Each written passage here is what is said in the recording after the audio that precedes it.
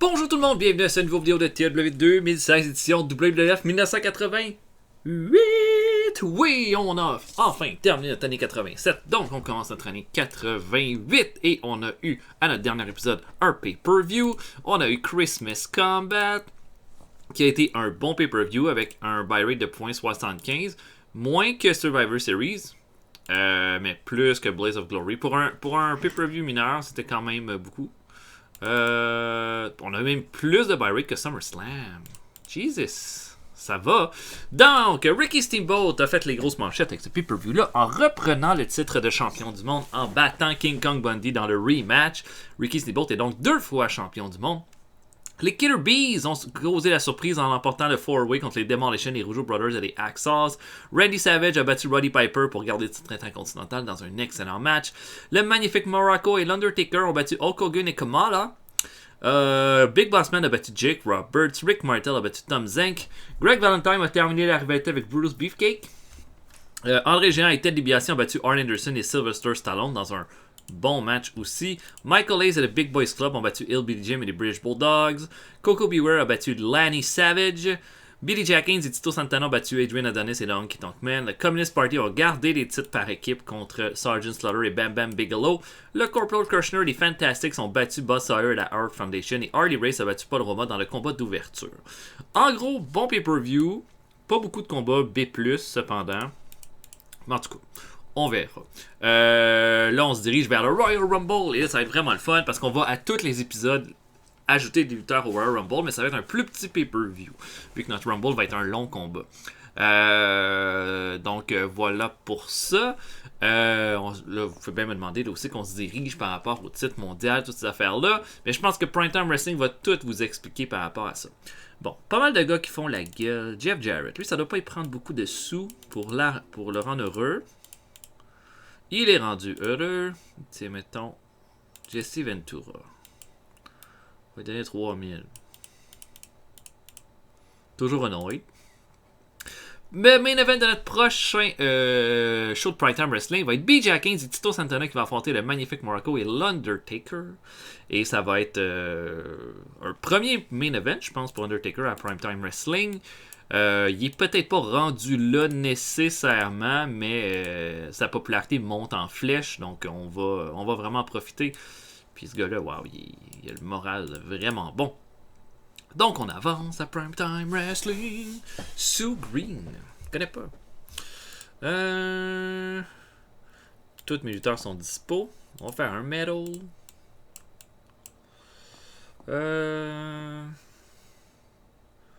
Ok, Pat Patterson. Pat Patterson, c'est un bon monsieur.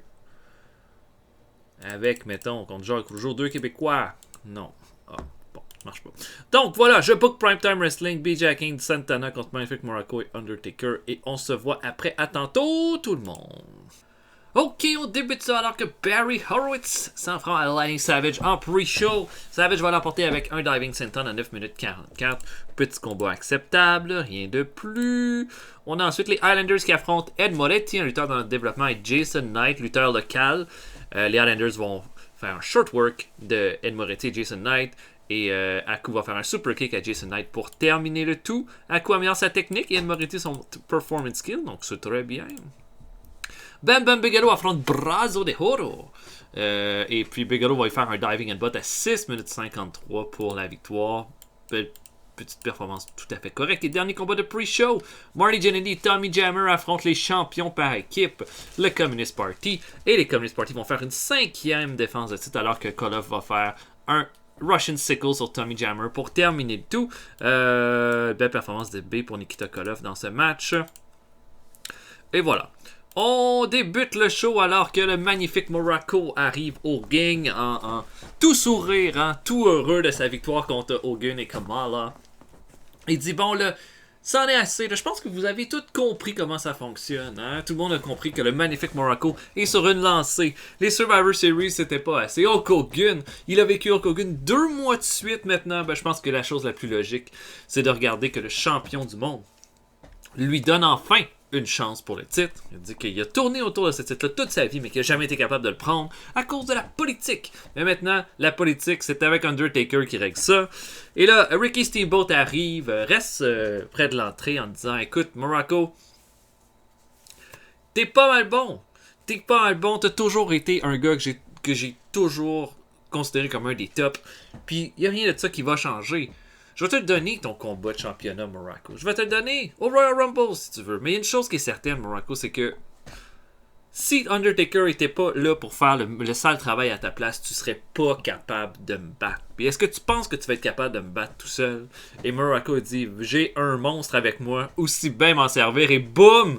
Undertaker attaque Ricky Steamboat, part en arrière, relève Steamboat et lui fait un choke slam directement sur le sol. Et Muraco est tout sourire après ça. Et voilà, donc gros segment d'ouverture avec un bon A. Undertaker améliore son performance skill avec ça, donc très bien. Très très bien. Hulk Hogan affronte Keiji Muto. Le combat va déterminer qui va rentrer dans le Royal Rumble. Bon, j'ai pas assez de lutteurs pour faire que 60 lutteurs s'affrontent pour savoir qui va être dans le Royal Rumble, mais on va juste faire... Il va y avoir des victoires ici et là pour... ça se peut que Keiji Muto ait une autre chance de rentrer dans le Rumble plus tard, mais en tout cas, ce combat-là, c'est pour déterminer le premier lutteur officialisé dans le Royal Rumble. Hogan va faire un Axe Bomber à 15 minutes 28 sur Keiji Muto pour l'emporter. Muto a bien fait avec un C+. Mais bon, pas de storyline hot accompagné de ce combat-là. Donc Hogan officiellement sera du Royal Rumble. On a ensuite un match entre Coco Beware et Manny Fernandez. Bon petit match de B-. Puis Coco Beware va faire un Bird Buster à 11 minutes 27. Ce combat-là n'était pas pour une place dans le Rumble nécessairement. Mais des bonnes chances là.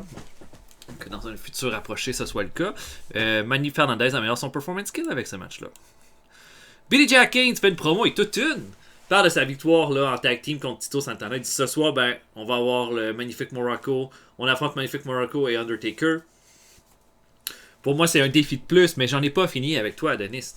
Tu t'es sauvé du combat de dimanche prochain. Si je te mets la main dessus, au Royal Rumble, tu te sauveras pas de rien. Tu n'auras pas le temps de te sauver parce que la première chose que je vais faire, c'est de t'éliminer. Et puis, voilà, gros A. On continue la rivalité avec Adonis et Billy Jack Haynes parce que ça va se rendre jusqu'à WrestleMania. Donc, je veux qu'elle continue. Mais voilà. On a un bon A, une excellente promo de Billy Jack Haynes là-dessus. Jake Roberts affronte Jeff Jarrett, un petit combat court de 11 minutes 48. Juste question de redonner du momentum à Roberts qui a perdu contre le Big Boss Man. Il va l'emporter avec un DDT à 11 minutes 48. On a ensuite, là, on est en coulisses et là, c'est le bordel, là. Encore une fois, là, c'est pas fini entre les Axos et les Demolition. Ça continue de s'engueuler et ça se bat en backstage. Tout le monde essaie de les séparer. Mais deux équipes de gros brawlers et puis là, ça commence à dégénérer. Il y a des agents qui se font frapper. C'est pas beau. C'est pas beau. Outback Jack affronte Michael Hayes. Le gagnant va avoir un spot dans le Royal Rumble. Et surprise générale. En fait, Michael Hayes semblait avoir la victoire en main. Sauf que la musique de Hillbilly Jim va se faire aller. Hillbilly Jim va commencer à danser. Et là, tout le monde va complètement être en délire. Michael Hayes va être frustré. Et ça va permettre à Outback Jack de faire son boomerang sur Michael Hayes pour aller chercher la victoire. Outback Jack officialise sa présence dans le Royal Rumble avec cette victoire-là. Mais Michael Hayes est furieux après cette intervention-là. Vous avez bien compris que LB Jim et Michael Hayes, c'est pas fini. Nikita Koloff et Nikolai Volkov font une promo là, en parlant des Killer Bees, en disant que ça arrive parfois là, qu'une mouche, un moucheron, un insecte est capable de se glisser dans des endroits qu'il pourrait pas. Mais le fait que vous vous soyez glissé pour avoir un title shot au Royal Rumble contre les Communist Party, c'en est un bel exemple. Vous avez jamais rien gagné, vous gagnerez jamais rien. Vous êtes trop haut pour ce que vous pouvez faire, puis ça va juste mal se terminer au Royal Rumble. C'est plus seulement... Mais Nikita Koloff a été fantastique dans sa performance. Peut-être plus Volkov, là. Volkov a un moral bas. C'est plate. Les Young Stallions, et là, sont de retour. Jim Powers, là, un peu, là, vient de signifier qu'il est de retour après l'attaque de Harley Race. Ils affrontent Black Bart et Iron Mike Sharp, et c'est un bon match de B-. Juste question de remettre les Young Stallions dans le bain. Double dropkick sur Mike Sharp pour terminer le tout. Jim Powers améliore son Rumble skill avec tout ça. Donc voilà, beau petit match de retour pour les Young Stallions. Et là, on a un segment où est-ce que Jack Tunney là, veut faire une annonce qu'il va y avoir beaucoup de combats et que tous les titres vont être défendus au Royal Rumble. Sauf que Randy Savage arrive et exige de participer au Royal Rumble. Jack Tunney dit ça marche pas vraiment comme ça, Randy, t'es champion intercontinental, tu dois défendre ton titre. Et Randy Savage dit moi j'en ai assez, j'ai battu tout le monde pour ce titre-là, vous allez me donner quelque chose d'autre. Et Tunney dit en ce moment c'est pas comme ça que ça fonctionne, mais à moins que tu perdes ton titre, tu ne feras pas partie du Royal Rumble. Et là Savage est complètement furieux. Ferme la porte, pas content du tout, et voilà, ça se termine dessus. A+, excellent segment avec Savage. Et notre main event, Billy Jackins et Tito Santana affrontent le magnifique Morocco et l'Undertaker. C'est notre meilleur combat de la soirée. Beau combat, bien équilibré. Hein? Billy Jackins va plus s'en prendre à Undertaker dans des épreuves de force puis tout ça. Mais au final, là... qui va l'emporter, ben c'est l'Undertaker qui va faire le chokeslam sur Tito Santana pour terminer le combat, donner une victoire au face. Juste question de cimenter Morocco et Undertaker. Undertaker a son Rumble Skid et Billy Jackins son Rumble Skid avec ça. J'ai pas besoin d'intervention, il faut que Morocco et Undertaker soient vraiment over. Puis Billy Jackins et Santana sont haut dans la hiérarchie, mais pas encore au top. Donc voilà, un bon match, puis un bon show de B+, qui augmente notre popularité dans 4 régions. I like it. Et là, ça va être Superstars of Wrestling. On a eu un bon feedback pour notre show. 15.83 pour Primetime Wrestling. C'est bon. 15.84. 15.62. Oh, c'est bon, ça monte, ça continue de monter. Donc,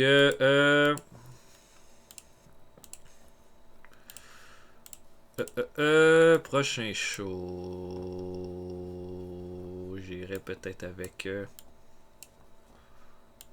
On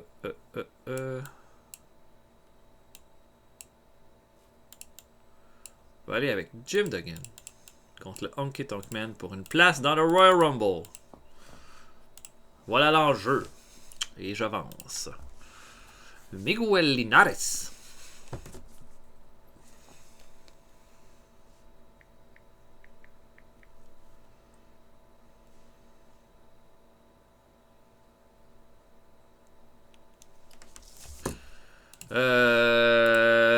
Oh oui, bon, j'ai essayé de signer Eric Embry pour m'ajouter un peu de heal dans mon bas de carte. Et ça va être un bon lutteur à ajouter. Il y a même Earl Hebner que j'ai vu qui était disponible, qui lutte pour Jim Crockett Promotion. On va leur enlever leur meilleur ref. Ça va être fait, on va avoir les deux jumeaux. Ah!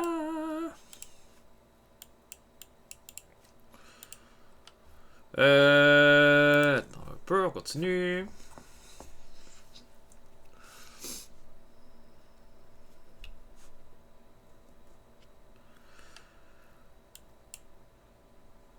Oh, le best manager in the world, ça serait Jim Cornette. Yeah. Angus Campbell, il est pas content. Mais il est retiré.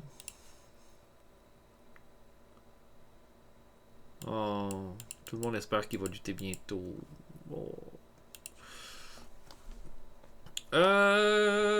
Ok, fait qu'on n'a pas André Géant, ni King Kong Bundy, ni le Iron Sheik. Ils peuvent apparaître, ils peuvent juste pas lutter. Mettons Tom McGee. Ce bon vieux Tom. On va essayer de créer des alliés. C'est quand même comme l'Undertaker. Oh. Politics. Oui! Tom McGee et Undertaker sont devenus les meilleurs amis du monde. Déjà qu'ils étaient amis avec Tito Santana. Bon, parfait. Donc, main event, Jim Duggan contre le Honky Tonk Man. On se voit après. À tantôt, tout le monde. Ok, on commence alors que Butch Reed affronte Jason le Terrible de notre développement. C'est un combat de 8 minutes 54 avec deux big guys. Butch Reed va faire un Gorilla Press Slam pour terminer tout. Butch Reed a mis en son performance skill avec ce combat-là. On va revoir son partenaire évidemment dans le main event. Jim Duggan contre le Honky Tonk Man. Marty Jannetty affronte Bob Orton Jr. Bon petit match de C+, avec Orton Jr. qui va faire un superplex sur Jannetty à 9 minutes 10 pour la victoire. Bob Orton améliore sa technique avec ce combat-là. Belle performance de D pour Jannetty.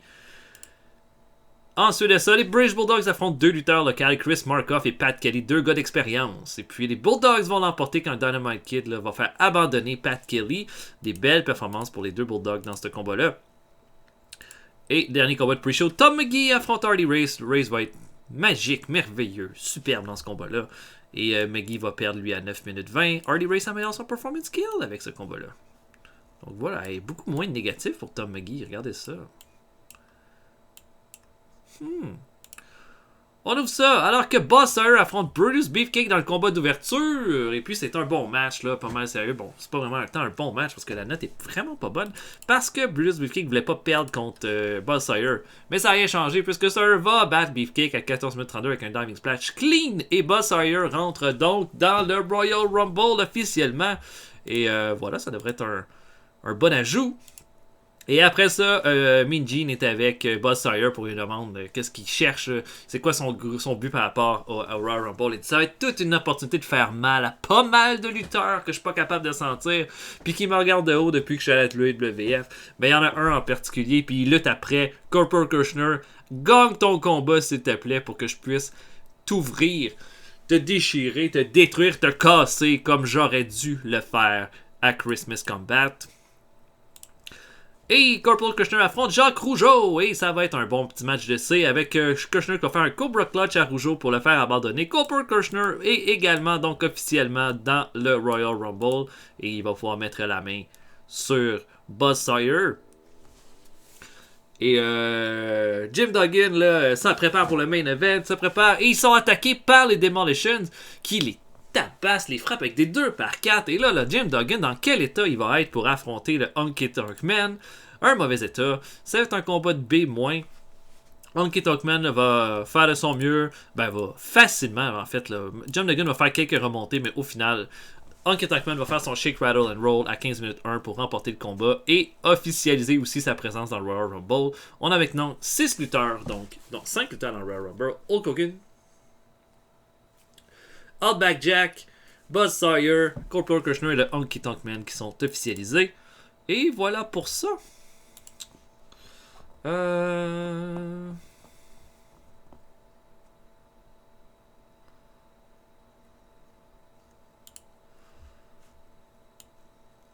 Ok. Les Road Warriors sont devenus les nouveaux champions de la All Japan. 1.44 en rating, c'est quand même bon.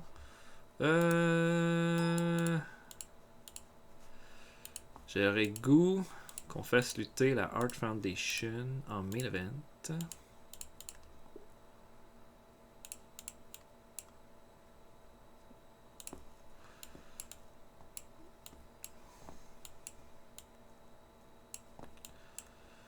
Pourrait être contre eux. Peut plus être contre eux, je les ai déjà fait lutter. Pas contre les Killer Bees.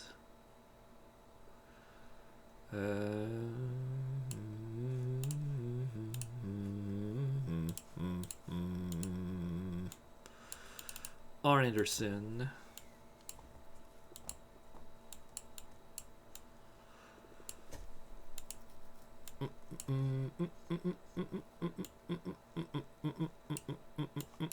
Arn Anderson et Tom Zenk. Donc, petit combat ici, là. Les deux gagnants vont aller dans le Royal Rumble officiellement.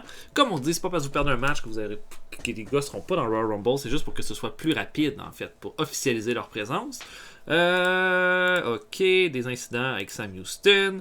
Vous avez des trucs pour être un babyface à Sam Houston. Il y a des trucs de selling au Brooklyn Brother. Wow, c'est incroyable.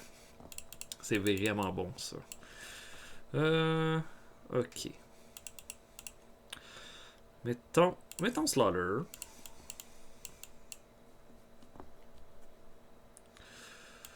Slaughter avec un gars comme Duggan. Non, marche pas. Donc je book, on va aller au Japon pour ce show-là. Wrestling Challenge. On était à Chubu la dernière fois. On pourrait aller à Shugoku. Shugoku c'est moins. On est moins populaire qu'à Chubu. Mais c'est pas grave, on y va. Donc voilà, je book et on se voit après. À tantôt tout le monde. Ok, donc devant 55 personnes à Shugoku, on commence ça alors que SD Jones affronte Brian Knobbs. SD Jones ne peut même pas faire un combat de 10 minutes en ce moment, ça va être fatigué. Je pense que là, on s'approche de la fin dans son cas. C'est bien triste, hein? Mais il va l'emporter quand même à 10 minutes 14. Et Brian Knobbs est blessé au poignet avec ce combat-là. Tom McGee affronte Rick Martel. Martel va faire une belle performance de C+, et va l'emporter sur McGee avec un Boston Crab à 8 minutes 10. Tom McGee améliore sa technique avec ce combat-là. Très bien. On a ensuite les Killer Bees qui affrontent le Shawn Michaels de notre développement et le Brooklyn Brawler. Ça fait un bon combat un combat de D-, disons. Blair va faire abandonner Michaels avec un Boston Crab et ça va se terminer là-dessus. Des performances de D pour les deux Killer Bees. Et le dernier combat de pre-show, Marty Jannetty affronte Hercules. Les deux ont une belle chimie ensemble et Hercule va faire abandonner Jannetty avec un full Nelson. On va revoir Ron Simmons dans le combat suivant en opener alors que Kamala va affronter Ron Simmons. Gros combat de big guy. Et puis, Kamala va faire un Giant Splash à 10 minutes 32 pour battre Ron Simmons. Belle performance de C de Kamala, qui est quand même assez populaire au Japon. Il va même améliorer son Rumble Skill au passage. On a un autre segment où est-ce que Randy Savage, une vidéo où est-ce qu'on le voit rentrer dans le quartier général de la WWF au Connecticut pour essayer d'avoir sa place dans le Royal Rumble. Et il se fait dire que Jack Tunney n'est pas... disponible. Il est bien insulté parce que lui, il est le champion intercontinental. Il devrait être en mesure de rencontrer n'importe qui, n'importe quand. Et voilà. Bobby Fulton affronte Raymond Rougeau dans un combat horrible de E+, avec Fulton qui va faire un Flying Body Press et va officialiser sa présence dans le Royal Rumble avec cette belle petite victoire-là. Mais E+, là, c'est pas fort. Mais après... on va avoir là... Roddy Piper là, qui va rentrer dans le ring et puis va saluer toute la foule au Japon. Sauf que Ted DiBiase va arriver et dire que trouve qu'il fait pas mal de bruit en ce moment, Piper, pour quelqu'un qui vient de perdre son combat pour le titre intercontinental. Piper dit oui, mais si tu veux me dire ça en plein visage, là, je t'invite, DiBiase. Il dit non, écoute, moi là, si tu me touches, je te poursuis. T'as pas d'affaire à me mettre la main dessus. Et puis, dans tous les cas, je sais que je t'ai déjà battu, Piper, de toute façon. Tu te rappelles-tu, hein, quand t'es allé tourner ton grand film que personne va regarder? Ben, Ted DiBiase, lui, t'a battu un petit peu avant. Et puis, on dirait que ça t'a pris quelques mois pour t'en remettre. Hein. Il dit, ouais, puis tu sais quoi, DiBiase, je serais prêt à ce qu'on règle ça là, une bonne fois pour toutes quand tu vas vouloir. DiBiase dit, je sais pas, tu sais, la Million Dollar Corporation est tellement occupée, on est en train de préparer notre victoire au Royal Rumble, je sais pas vraiment, c'est comme si toi tu rentres dans nos plans. Piper dit, ben ça se peut que je trouve une façon de rentrer dans tes plans si c'est pas ça que tu veux. Un excellent A pour ce segment-ci, et notre main event, Arn Anderson et Tom Zenk affrontent la Hart Foundation. Et puis, à cause d'une intervention de Bobby Heenan, alors que Zenk est tout seul avec la Hart Foundation, Heenan va comme arriver, il va attraper la jambe de Arn Anderson, va avoir un vrai petit weasel là-dessus, et puis Anderson va dire, va-t'en, qu'est-ce que tu fais là? Ça va donner le temps à la Hart Foundation de faire le sharpshooter sur Tom Zenk pour la victoire, et je pense que c'est un peu pour faire une continuité avec la Million Dollar Corporation qui veut faire de la vie de Anderson un enfer. Anderson va poursuivre Heenan, mais le show va se terminer là-dessus. Un C+,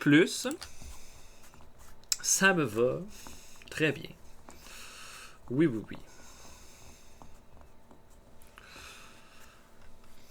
Bon, maintenant.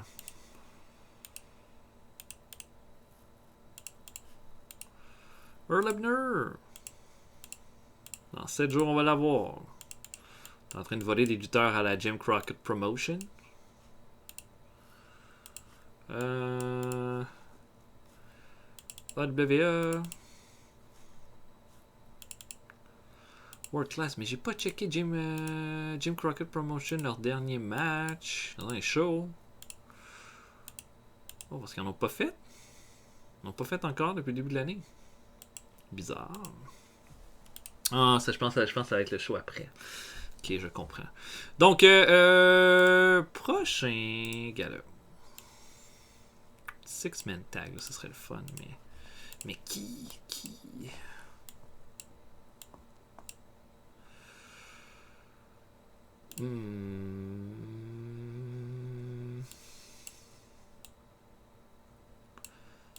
essayer de faire autre chose que de mettre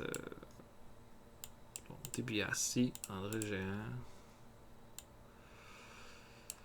Puis le Big Boss Man.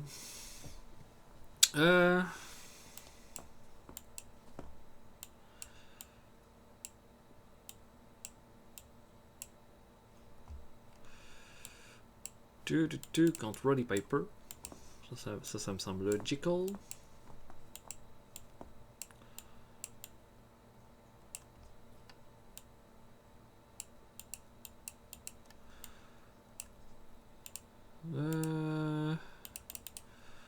Donc on met Arn Anderson parce qu'il serait logique tout dans la rivalité. Puis un autre lutteur pour essayer de compléter ça.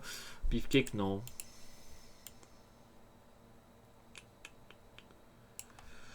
Hogan, pas vraiment besoin. Un peu Jake Roberts. Gros six-man tag, donc, pour le prochain Primetime Wrestling.